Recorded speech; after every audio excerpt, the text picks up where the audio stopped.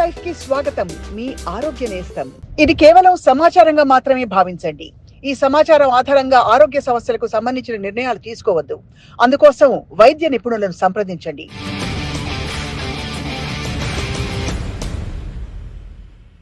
Welcome to Sakshi life. Addiction అంటే ఒక పదార్థానికో ఒక అలవాటుకో బానిసగా మారడం అన్నది మన జీవితాన్ని కంప్లీట్గా కబళించి దాదాపు మన విచక్షణని కూడా కోల్పోయే లెవెల్కి తీసుకెళ్తుంది. అది సింపుల్ థింగ్, మనం చుట్టూ ఉండే గేమింగ్, సరదాగా అలవాటు చేసుకునే కొన్ని అంటే ఆన్లైన్ గ్యాంబ్లింగ్ లాంటివి కావచ్చు, లేదు మరికొన్ని సబ్స్టెన్స్ అబ్యూస్ లాంటి సివియర్ అలవాట్లు కూడా కావచ్చు. ఇవాళ మనతో పాటు డాక్టర్ నవీన్ కుమార్ దగుడు గారు సాక్షి స్టూడియోస్లో ఉన్నారు. నమస్కారం సార్. అండ్ వారితో మాట్లాడబోతున్నాం about addiction and how to deal with behavioural addiction. Especially Telugu రాష్ట్రాల్లో డిఎం డిగ్రీ సాధించి అలాగే చాలామందికి అడిక్షన్ బారి నుంచి కాపాడుతున్న ఏకైక వ్యక్తి డాక్టర్ నవీన్ కుమార్ గారు. Thank you so much sir. We are honoured to have you here. Doctor Naveen Kumar గారు, బిహేవియరల్ అడిక్షన్ గురించి మాట్లాడాం మనం లాస్ట్ ఎపిసోడ్లో. What is behavioral addiction actually, other than substance abuse? Yes అండి, బిహేవియర్ అడిక్షన్స్ అన్న టాపిక్ చాలా ఇంపార్టెంట్ టాపిక్ మన ఇప్పుడున్న కరెంట్ జనరేషన్లో. Right sir. ఎందుకంటే మనకు ఆల్రెడీ మా మెడికల్ సైన్స్లో classification of medical disorders or psychiatric disorders అన్న ఒక నోసాలజీలో ఈ గేమింగ్ అడిక్షన్ తర్వాత ఈ మన గ్యాంబ్లింగ్ డిజార్డర్, ఇవి రెండు కూడా ఈ ఒక స్టేటస్ వచ్చేసాయి, ఒక మెడికల్ డిజార్డర్ పరిగణిస్తున్నాం. తర్వాత మిగతా అడిక్షన్స్ బిహేవియర్లో కూడా, ఫర్ ఎగ్జాంపుల్ ఇంటర్నెట్ యూస్, ఇంటర్నెట్ని అంటే వాళ్ళు జనరల్గా ఒక పర్పస్ కోసమైనా సరే, ఒక జనరల్గా ఇంటర్నెట్ సర్ఫింగ్ కోసమైనా సరే వాళ్ళు ఎక్సెస్గా ఇన్వాల్వ్మెంట్ అయిన వాళ్ళు ఆ ఇంటర్నెట్ అడిక్షన్ లాగా. కొందరు సోషల్ సైట్ నెట్వర్కింగ్ యూస్ అంటే ఫేస్బుక్స్ కానీ, ఇన్స్టాగ్రామ్స్ కానీ, తర్వాత వాట్సాప్స్ కానీ, ఇవి చాలా ఎక్కువగా ఇన్వాల్వ్మెంట్ అయిపోయి వాటితోటి కన్సిక్వెన్సెస్ కూడా కొందరిలో, రైట్, వాడుతున్న అందరినీ కూడా నేను చెప్పట్లేదు. ఎందుకంటే ఇక్కడ బిహేవియర్ అడిక్షన్స్ అన్న టాపిక్లో మనం మాట్లాడినప్పుడు ఖచ్చితంగా మనము నార్మల్ బిహేవియర్ని ఓవర్ పెథలాజ్ చేయకూడదు, అంటే ఓవర్ మెడికల్ డిజార్డర్గా చేయకూడదు. అది వెరీ ఇంపార్టెంట్. అందుకోసమే దాంట్లో స్పెషలైజ్ ట్రైనింగ్ చాలా ఇంపార్టెంట్. కరెక్ట్. తర్వాత కొందరికి వర్క్ అడిక్షన్స్, ఎక్సర్సైజ్ అడిక్షన్స్ లాగా ఉంటుంది. కొందరికి ఇంకా చెప్పాలంటే కొన్ని ఫుడ్ అడిక్షన్స్ కూడా వెరీ ఇంపార్టెంట్. దానిలో ఈటింగ్ డిజార్డర్స్ చాలా కామన్గా చూస్తుంటాం. అంటే ఈటింగ్ అనే ఒక బిహేవియర్ కొందరిలో డిజార్డర్ దాటి ఒక అడిక్షన్ లాగా తయారు చేస్తుంటారు. సో ఇన్ని రకాల, ఈవెన్ చెప్పాలంటే రిలేషన్షిప్ అడిక్షన్స్లో లవ్ అడిక్షన్స్ కూడా, అవును, ఇవి మెడికల్ డిజార్డర్ లాగా దాన్ని ఇంకా ఇప్పుడు పరిగణించట్లేదు. ఇంకా దీని ఒక ప్రాబ్లం బిహేవియర్గా మనం చూస్తుంటాం. ప్రాబ్లమాటిక్ బిహేవియర్గా అడిక్షన్ ఫ్రేమ్ వర్క్ మనం చూడదగిన కండిషన్స్ ఇవి 3-4 ఉన్నాయండి. రైట్. అంటే బేసిక్గా అన్నిట్లో జరిగేవి బిహేవియరల్ ప్రాబ్లమ్స్, అన్నిట్లో జరిగేది అది ఆ సబ్స్టెన్స్, ఆ అలవాటు మనం మళ్ళీ రిపీట్ చేసినప్పుడు మనకు ఒక హై వస్తుంది, సెరటోనిన్ ప్రొడ్యూస్ అవుతుంది అంటారా?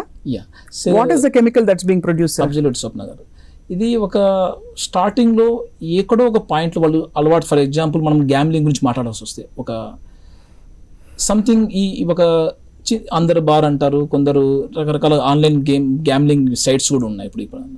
సో వీళ్ళు ఆడే ప్రాసెస్లో ఒక్కసారిగా రష్ లాంటి ఒక ఎక్స్పీరియన్స్ అయినప్పుడు, సడన్ అన్ఎక్స్పెక్టెడ్ ఒక సక్సెస్ ఆర్ ఎక్స్పెక్టెడ్ సక్సెస్ కూడా, అది ఎట్లా అంటే మానిటరీ టర్మ్స్ కావచ్చు, లేకుంటే ఆ గ్యాంబ్లింగ్లో ఏదో ఒక రివార్డ్స్ లాంటివి.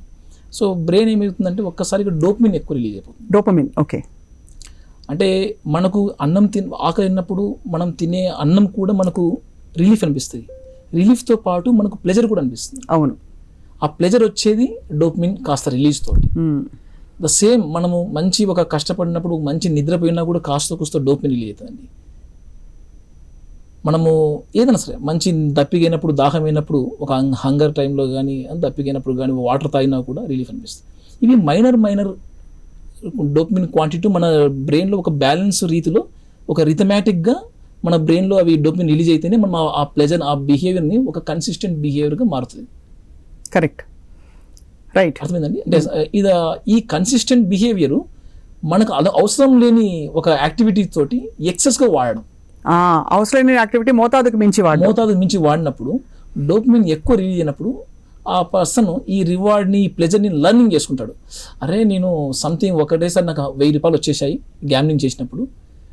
సో నాట్ ఓన్లీ 1000 రూపాయలు, ఈ అమౌంట్ ఆఫ్ ద రిజల్ట్ ఒకటే కాక ఆ హోల్ ఎక్స్పీరియన్స్ని ఒక ప్లెజర్ ఎక్స్పీరియన్స్గా బ్రెయిన్ తీసేసుకుంటుంది. అది అండ్ ఎప్పటికప్పుడు ఆ ఇన్పుట్ ఇస్తూ ఉంటుంది అది. యా, స్టార్టింగ్లో ముందు ఆడిన గ్యామ్లింగ్ ఆడిన మనుషులు చూసినా కూడా, లేకుంటే ఆ ప్లేస్ చూసినా కూడా, అంటే క్యూస్ అంటాం మేము దీన్ని. ఆ కంటెస్ట్ వచ్చినా కూడా, అంటే పెళ్ళి అన్న ఫంక్షన్ వచ్చిన వెంటనే ఆడుకుందాం, లేకుంటే ఒక గ్రూప్ గ్యాదరింగ్ ఉన్నప్పుడు వెంటనే ఆడుకుందాం, ఇలా సంథింగ్ ఒక ఆల్రెడీ ఒక నెట్వర్క్ లాగా బ్రెయిన్ ఆ రివార్డ్ సరౌండింగ్ అన్ని కంటెస్ట్ తీసేసుకుంటుందండి. ఇది మెల్లమెల్లగా అమౌంట్ ఎంత అమౌంట్లో వాడుతున్నాడు, ఇప్పుడు 1000 కాస్త తన పరిధి మించి తన కెపాసిటీ 10,000 1 lakh ఎంతో అర్నింగ్ పర్ మంత్ అనుకోండి, రాను తన amount of investment of the time and amount of the money, gambling అయితే మనీ టర్మ్స్ చెప్పవచ్చు, ఈ గేమింగ్ డిజార్డర్స్ అయితే గేమింగ్ డిజార్డర్స్, ఇంటర్నెట్ అయితే టైం ప్రకారం చెప్పవచ్చు. ఒకలా లవ్ డిజార్డర్ కూడా అంతే కదా సార్, అంటే దాన్ని డిజార్డర్గా పరిగణించకపోయినా ఎస్, రిలేషన్షిప్ డిజార్డర్స్లో. యా, రిలేషన్షిప్ డిజార్డర్లో ఒక రకంగా చెప్పాలంటే ట్రిక్కీ ఇష్యూ. ఒక గోల్ కోసం ఒక పర్సన్ ఒక గోల్ కోసం పెట్టుకుని ఉంటాడు. కరెక్ట్. దీన్ని నేను ఎంతగా వేరే వాళ్ళతోటి నేను నాలో డోపమిన్ రిలీజ్ అవుతున్నా, అంటే ప్లెజర్ రిలీఫ్ అవుతున్నా, ప్లెజర్ సీక్ అవుతున్నా, ఆ రిలేషన్షిప్లోనే తను చేస్తున్న వర్క్ తోటి అకంప్లిష్గా ఫీల్ అవుతుంటారు. అది అంటే తన పర్సనల్ కూడా నెగ్లెక్ట్ అయిపోయాయి అనుకోండి, తన పర్సనల్ సేఫ్టీ, తన పర్సనల్ రెస్పాన్సిబిలిటీ, తన హౌ మచ్ ఇంకా ఎంత రిస్క్ పెడుతున్నాం వేరే వాళ్ళకు కూడా ఈ రిలేషన్షిప్ నేమ్ తోటి, ఆ లవ్ నేమ్ తోటి. ఫర్ ఎగ్జాంపుల్ మర్డర్ దాకా పోయారనుకోండి, ఫర్ ఎగ్జాంపుల్ హార్మ్ఫుల్ ఎఫెక్ట్స్ దాకా పోయారనుకోండి, ఆ వ్యక్తి లేకపోతే నేను సంథింగ్ హార్మ్ చేయగలుగుతా వాడికైనా నా సెల్ఫ్కైనా అని అనుకున్నప్పుడు దీన్ని మనం డిజార్డర్ పరిగణించాలి. Got it. సో ఆ మోతాదు దాటినప్పుడే దే హ్యావ్ టు, అంటే దాన్ని ఒక రెడ్ ఫ్లాగ్ లాగా చూడాలి. ఎగ్జాక్ట్లీ. ఎందుకంటే కొన్ని నాట్ ఓన్లీ ఒక్క ఏరియా ఒకటి ఈయన ఇంత ఇంపార్టెన్స్ ఇస్తున్నాడు ఈ యాక్టివిటీకి, ఇంత టైం డెవోట్ చేస్తాడు, ఇది ఒక్కటి క్రైటీరియా మేము మెడికల్గా పరిగణించమండి. దీంతో పాటు మిగతా క్రైటీరియాస్ కూడా పరిగణించాలి. ఫర్ ఎగ్జాంపుల్ నేను బ్యాడ్ మూడ్లో ఉన్నా నాకు రిలీఫ్ ఇచ్చేది ఇది ఒక్కటే, నేను స్ట్రెస్ఫుల్గా ఉన్నా నన్ను మాడిఫై చేసేది ఇప్పుడున్న ప్రజెంట్ ఉన్న మదరు ఫాదరు వైఫ్ వీళ్ళు కాదు, నాకు గ్యామ్లింగే నాకు మళ్ళీ రిలీఫ్ ఇస్తుంది. ప్రతి స్ట్రెస్ఫుల్ టైంకి డిపెండ్ అయిపోతారు ఈ బిహేవియర్ పైన అన్నప్పుడు ఇది సంథింగ్ వెరీ ఇంపార్టెంట్ అనిపిస్తుంటారు. రైట్. రెండోది డిసీవింగ్నెస్ కూడా, అంటే దీనికోసం అబద్ధాలు చెప్పడం, మ్యానిపులేటింగ్ బిహేవియర్. కొన్ని ఇంపార్టెంట్ ఎక్స్టెంట్ ఎంత, for example 1 lakh earning person 50 lakh debts చేసినప్పుడు ఆ ఇన్ఫర్మేషన్ హైడ్ చేస్తున్నారు, ఎంత ఇంపార్టెంట్. తర్వాత కొన్ని లైవ్లీవుడ్ కోసం కూడా వేరే వాళ్ళపైన డిపెండ్ కావడం, ఇది సంథింగ్ డిజార్డరే కదా. ఫర్ ఎగ్జాంపుల్ మన సొసైటీ, మన ఇండియాలో ఒక 10,000 1 lakh వస్తున్న అర్నింగ్ చేస్తున్న పర్సన్ రెస్పెక్ట్ఫుల్గా హ్యాపీగా తన ఇండిపెండెంట్ లివింగ్ చేయొచ్చు వేరే వాళ్ళ డిపెండ్ కాకుండానే. బట్ అంత అర్నింగ్ చేస్తున్న ఈ బిహేవియర్ వల్ల వేరే వాళ్ళపైన డిపెండ్ కావాల్సి వస్తుంది లైవ్లీవుడ్ కోసం. అది అబ్నార్మలే. అప్పుడు మనము ఈ క్రైటీరియా అన్నీ తీసుకుంటే, ఒక పర్సనలైజ్ ఇంటర్వ్యూ చేసినప్పుడు, అన్ని ఆస్పెక్ట్లో డొమైన్స్ చూసినప్పుడు వెరీ ఇంపార్టెంట్ ఎంతవరకు బిహేవియర్ కంట్రోల్ లాస్ అయిపోతుంది ఆ గ్యామ్లింగ్ ఇంటర్నెట్ పైన, అది కూడా మనం టెస్ట్ చేసుకోవాల్సి వస్తుంది. సో ఇంకా చెప్పాలంటే క్రేవింగ్ అంటాం, అంటే ఫస్ట్ స్టార్టింగ్లో ఎవరికైనా ఒక విష్, ఒక డిజైర్ ఉంటుంది, ఈ యాక్టివిటీ ఆడదాం, సంథింగ్ సోషలైజ్గా వచ్చాము, ఒక గేమింగ్ ఆడదాం, గ్యామ్లింగ్ చేద్దాం అనుకుంటాం.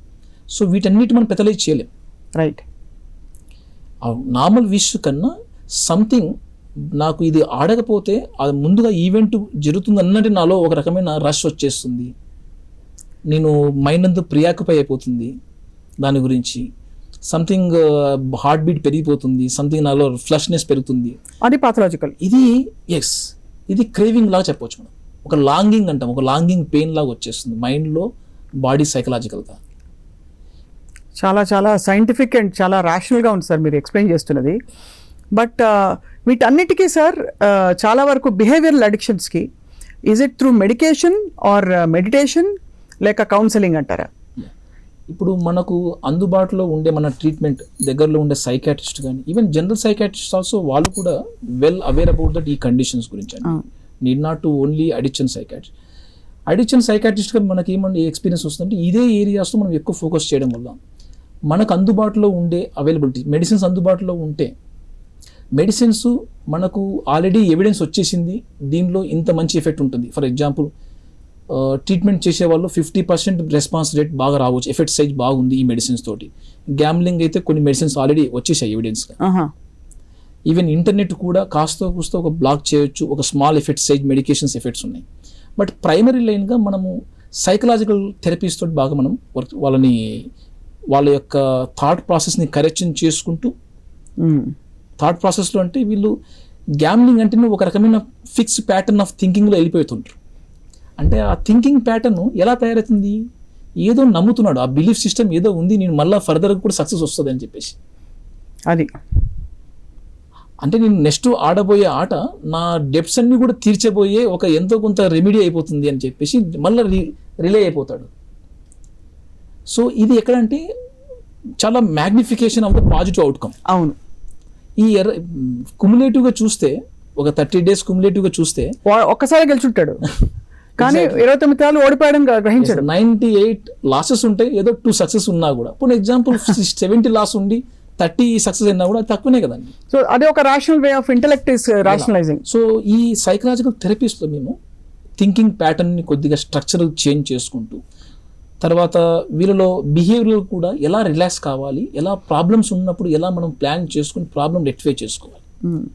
ఫర్ ఎగ్జాంపుల్ గ్యాంబ్లింగ్ వాళ్ళకి ఫస్ట్ వచ్చే ప్రాబ్లం ఫైనాన్షియల్ హార్మ్స్. చాలా హ్యూజ్గా ఫైనాన్షియల్గా లాస్ అయిపోయి ఉంటారు. ఫస్ట్ ఆ స్ట్రెస్ తోటి వీళ్ళు ఇంకా కంపల్సరీగా మళ్ళీ ఇంకోసారి ఆడదామన్న ఒక దాంతో వెళ్తూ ఉంటారు. రైట్. అంటే ప్రాబ్లమ్ సాల్వింగ్ మెథడ్స్ పైన ఎక్కువ ఫోకస్ చేయించడం. తర్వాత రెండోది స్ట్రెస్ని ఎలా రెడ్యూస్ చేయాలి, ఇలాంటి వాటిపైన ఫోకస్ చేయడం. రైట్. అంటే వచ్చిన person first doctor patient relationship establish చేసుకోవడం. అంటే మీరున్న పడుతున్న ఈ కష్టాన్ని మేము పూర్తిగా అండర్స్టాండ్ చేసుకుందాం, కాంప్రిహెన్సివ్గా అండర్స్టాండ్ చేసుకున్నాం. Only bad and good words చెప్పట్లేదు. గ్యాంబ్లింగ్ బ్యాడ్ అంటే నువ్వు జడ్జ్మెంట్ ఇచ్చేసినట్టే, డెఫినెట్గా బ్యాడే. కానీ ఈ బ్యాడ్ ఎప్పుడైతుంది, అవుట్కమ్స్ బ్యాడ్ అయినప్పుడు తను బ్యాడ్గా పరిగణిస్తున్నాడు. కరెక్ట్. ఫన్ అయినప్పుడు ఐఎమ్ ఎంజాయింగ్ అంటాడు. అంతే కదా, అంతే కదా సార్. అదే అవును టైప్. మరి అప్పుడు ఏం చెప్తారు వాళ్ళకి? ఓవర్ లాంగ్ రన్లో మేబీ ఈ కన్సిక్వెన్స్ వస్తాయి అని అవేర్నెస్ ఇచ్చినప్పుడు కొందరు ఎడ్యుకేషన్ తోటి they will be able to కట్టేన్. కానీ ఏదైనా సార్ పాథలాజికల్గా ఉన్నప్పుడు ఆ ఇంపల్స్ వచ్చినప్పుడు కంట్రోల్ చేయడం కష్టం కదా సార్. అదిగేనండి. ఇప్పుడు ఫర్ ఎగ్జాంపుల్ ఇండివిజువల్ పర్సన్స్ ఒక్కొక్క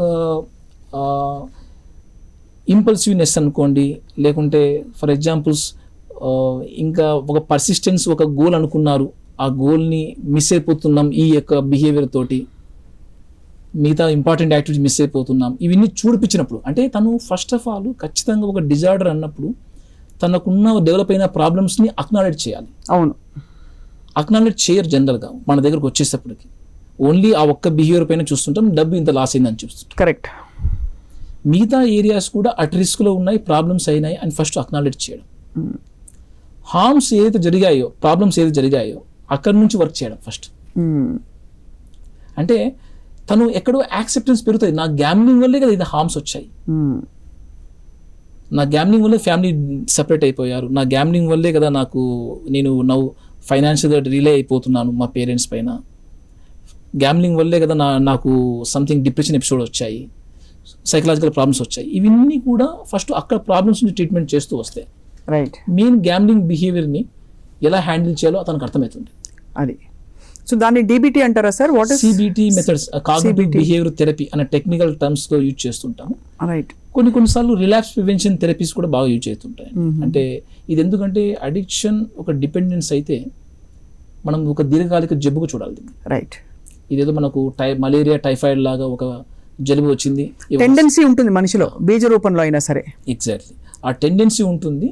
ఆ టెండెన్సీని మనము రిస్క్ బిహేవియర్స్ వైపు నడిపించకుండా పాజిటివ్ అడిక్షన్స్, మీరు ఇందాక అన్నట్టు లోకల్ వర్డ్స్గా చెప్పాలంటే ఎక్సర్సైజ్ చేస్తున్నాను, వాకింగ్ చేస్తున్నాను, రిలీఫ్ చేస్తున్నాను. కొందరికి టైం లేకపోయినా కూడా నాకు వాకింగ్ చేయాలి, కొంచెం ఎక్సర్సైజ్ చేయాలి అన్న ఒక టెండెన్సీ ఉంటుంది. అది అడిక్షన్ అనుకున్నా కూడా, బట్ దానివల్ల తనకు నష్టం లేదు, సమాజానికి నష్టం లేదు. ఇలాంటి కొన్ని హెల్తీ యాక్టివిటీస్ పైన మనం రీఫోకస్ చేయొచ్చు. సో అది ఇక్కడ నుంచి ఇంకో చోటకి షిఫ్ట్ చేయడం. అంటే తన లైఫ్లో ఏది ఇష్టమో, ఏది ప్రయారిటో, ఏది తను విష్ఫుల్గా చూసుకుంటాడు, వాటిని ఎంకరేజ్ చేయడం. Right sir. నాకు యోగా ఇష్టం అని చెప్పి నేను ఫోర్స్గా ఇంపోజ్ చేయలేను. అంతే. ఎగ్జాక్ట్లీ. అలా ఆ వ్యక్తి హోల్ హిస్టరీ తీసుకుంటే హోల్ లైఫ్గా అండర్స్టాండ్ చేసుకుంటే ఎక్కడో ఉంటాయి రికవరీ ఫ్యాక్టర్స్ కూడా ఉంటాయి ఒక ప్రొటెక్షన్ ఫ్యాక్టర్స్ లాగా తనలోనే ఉంటాయి. రైట్ వాటిని మనం వర్కప్ చేయడం. రైట్, చాలా reassuring sir. Doctor Naveen Kumar గారు, యాజ్ వి కన్క్లూడ్, మా ప్రేక్షకులకి డి అడిక్షన్ గురించి, అంటే హౌ టు ఓవర్కమ్ అడిక్షన్ 2 ముక్కలు చెప్పాల్సిన కోరుతున్నాం. ఎస్ అండి. అడిక్షన్ అవ్వడం అనేది ఒక ప్రాబ్లమాటిక్ సబ్స్టెన్స్ కానీ ఆల్కహాల్, టొబాకోతో కూడుకొని కొన్ని సడన్గా మనకు ఎగ్జైట్ చేసే కొన్ని బిహేవియర్స్, ఇలాంటి గ్యామ్లింగు, గేమింగు, ఇంటర్నెట్లు, ఇలాంటి ఎగ్జైట్ చేసే బిహేవియర్స్ పైన మనం ఒక పరిధికి మించి మనము వాడుకోకుండా ఉండడం బెటర్. పైగా ఒకవేళ డిపెండెన్స్ అడిక్షన్ లాగా అయ్యాయంటే అదేదో ఒక్క వ్యక్తి యొక్క ఫాల్ట్ ఏం కాదు, ఆ బిహేవియర్, ఆ డ్రగ్ ఉన్న పవర్ వల్ల అడిక్షన్ అవ్వడం జరుగుతుంది. రైట్. సో ఆ వ్యక్తి ఎలా అఫెక్ట్ అయ్యాడు, జెనెటికల్ రిస్క్ నుంచి, సైకలాజికల్ ఫ్యాక్టర్స్ దగ్గర నుంచి, మిగతా ఫ్యామిలీ అండ్ సోషల్ ఫ్యాక్టర్స్ దగ్గర నుంచి మనం కాస్త ప్రొటెక్షన్ ఫ్యాక్టర్స్ ఎక్కువ చేయడం జరిగితే, ఆల్రెడీ మెడికల్ సైన్స్ తోటి మనకు ఇక్కడ ఇటువంటి మెడిసిన్స్ బాగా యూజ్ అయ్యి మంచిగా రికవర్ అవుతారు. ఎటువంటి రికవర్ అవుతారు? తన కోరిక తగ్గడము, ఆ బిహేవియర్ పైన కంట్రోలింగ్ కెపాసిటీ పెరిగే మెడిసిన్స్ కానీ, తర్వాత తను సైకలాజికల్గా డిప్రెస్ అయిపోతున్నాడు ఈ డ్రగ్ తీసుకోవడం ఆపడం వల్ల అన్నప్పుడు అటువంటి మెడిసిన్స్ పెట్టుకోవడం కానీ, వీటి వల్ల మనము ఆ వ్యక్తిని లాంగ్ టర్మ్గా మేనేజ్ చేయవచ్చు. రైట్. మిగతా అవైలబిలిటీ అంటే సొసైటీ యొక్క బాధ్యత, ఆ డ్రగ్ ఈజీ అవైలబిలిటీ ఉన్నప్పుడు మనం ఎలా మినిమైజ్ చేయాలి అన్న ప్లాన్ వ్యక్తిగా అండ్ ఫ్యామిలీగా తయారు చేసుకుంటే చాలా వరకు మనం వీటిని మేనేజ్ చేయవచ్చు. కరెక్ట్. 98% అడిక్షన్ గురవుతున్న వాళ్ళు ఓపీ బేస్డ్ ట్రీట్మెంట్స్ చాలా సఫిషియంట్. అంటే వాళ్ళు ఫస్ట్ డాక్టర్ దగ్గర ట్రీట్మెంట్ ఎంట్రీకి రావడం, అది అలా వచ్చేలాగా మనము అన్ని డిపార్ట్మెంట్స్ కూడా ఎంకరేజ్ చేయించడం. అది నాట్ ఓన్లీ మెడికల్ సిస్టమ్, చాలా ఇప్పటికీ దురదృష్టవశాత్తు కొద్ది స్టిగ్మాగా, కొద్ది చిన్న చూపుగా చూస్తుంటాం. Correct sir. సో ఇప్పుడు ఆల్రెడీ సైకాట్రీ నుంచి అడిక్షన్ సైకాట్రీ డెవలప్ అవుతున్న ఈ కరెంట్ జనరేషన్లో ఇప్పుడు మనము అటువంటి సైన్స్ ఉపయోగించుకోకపోతే ఎవరైతే సఫర్ అవుతున్నారో ఆ వ్యక్తికే పెద్ద నష్టం. కరెక్ట్. తన ఫ్యామిలీకి పెద్ద నష్టం. సో కాబట్టి ట్రీట్మెంట్ ఎంట్రీ అవ్వడం చాలా ఇంపార్టెంట్. తను కౌన్సిలింగ్ ద్వారా తగ్గుతుందా, మెడిసిన్స్ ద్వారా తగ్గుతుందా, తర్వాత ఇంకేమన్నా కొద్దిగా చిన్నపాటి హాస్పిటలైజేషన్, ఒక 4-5 days విత్డ్రాల్ మేనేజ్మెంట్ అంటాం ఆల్కహాల్కి, ఒక 5 days 6 days admission is more than sufficient చేసుకొని వాళ్ళు లాంగ్ టర్మ్ ప్లాన్ చేసుకుంటూ మెడికేషన్ మేనేజ్మెంట్ చేసుకుంటూ చాలా 95% మనం వాళ్ళని మేనేజ్ చేయవచ్చు సొసైటీతో ఉంటూనే. Right sir. తక్కువ మందికి మాత్రమే రీహాబిలిటేషన్స్, అంటే ఒక 5 to 10% సమాజం చెప్పాలంటే అడిక్షన్ బాగా తీవ్రమైన అడిక్షన్ బారిన పడిన మాత్రమే వాళ్ళకు రీహాబిలిటేషన్స్ అనుకుంటా. అది కూడా ఒక అక్కడ ఆ ప్లేస్లో రీహాబిలిటేషన్లో ఉన్నా కూడా ఏదో కొత్త స్కిల్స్ నేర్పించగలిగితే, స్ట్రెస్ రిలీఫ్ కావడం కానీ, ఇంకో అంటే ఆ వ్యక్తి నేర్చుకోవడానికి కావాల్సిన మోటివేషన్ లేనప్పుడు ఆ స్ట్రక్చర్డ్ ఎన్విరాన్మెంట్ కావాల్సి వస్తుంది. Correct. So every addiction is almost manageable and many times it's curable and treatable. అది ఇక్కడ క్యూరబుల్ అన్న వర్డ్ కన్నా బెటర్ ఇక్కడ వర్డ్ మేనేజబుల్ అండ్ ట్రీటబుల్ వర్డ్ని మనం బాగా అప్లై చేయవచ్చు. Right sir. Doctor Naveen Kumar గారు, very informative and very reassuring for all of us sir. Thank you very much. And అన్నిటికంటే ముఖ్యం, అడిక్షన్ బారిన పడిన వారిని మనం స్టిగ్మటైజ్ చేయడం, వాళ్ళని ఐసోలేట్ చేయడం, వాళ్ళని పాపులు దోషులుగా చూడడం అన్నది అంతకంటే చాలా పెద్ద జడ్జిమెంటల్ నేరం అవుతుంది. బికాజ్ అన్ని విధాలా చూస్తే కూడా అది ఒక మానసిక వ్యాధి. ఈ వ్యాధికి ఎలాగైతే అన్ని వ్యాధులకి పరిష్కారాలు ఎక్కడెక్కడో దొరుకుతాయో అలా ఈ వ్యాధికి కూడా పరిష్కారం ఉందని గ్రహిస్తూ, మీ చుట్టూ ఒకవేళ అడిక్షన్ బారిన పడుతున్న వాళ్ళు కానీ ఇటువంటి సిమ్టమ్స్ చూపిస్తున్న వాళ్ళు ఉంటే దయచేసి మీ వంతు బాధ్యతగా దగ్గరలో ఉండే సైకియాట్రిస్ట్ని సంప్రదించవలసిందిగా కోరుతూ, thank you all for watching Sakshi life. నమస్తే. ఇది కేవలం సమాచారంగా మాత్రమే భావించండి. ఈ సమాచారం ఆధారంగా ఆరోగ్య సమస్యలకు సంబంధించిన నిర్ణయాలు తీసుకోవద్దు. అందుకోసం వైద్య నిపుణులను సంప్రదించండి.